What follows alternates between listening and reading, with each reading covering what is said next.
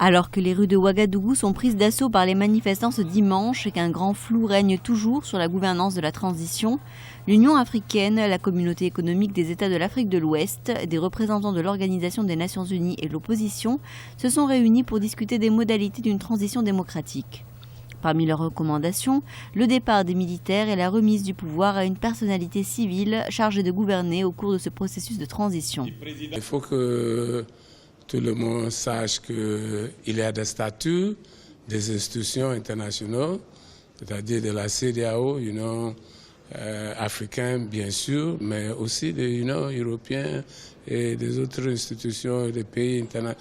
Donc il faut faire tout pour éviter les sanctions et pour faire ça, il faut une transition dirigée par un civil et qui conforme à la constitution, ordre constitutionnel. Ce dimanche, la place de la Nation à Ouagadougou a été réquisitionnée par l'opposition et la société civile pour l'organisation d'une manifestation massive.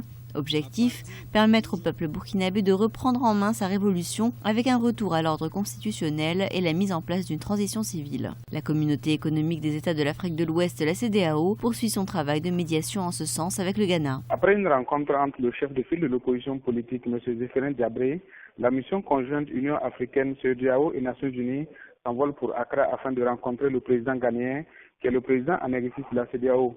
Il faut noter que cette mission a été claire avec les acteurs politiques. Elle souhaite que la transition soit dirigée par un civil, faute de quoi des sanctions contre le Burkina tomberont, des sanctions sans doute qui vont concerner également aussi ses militaires.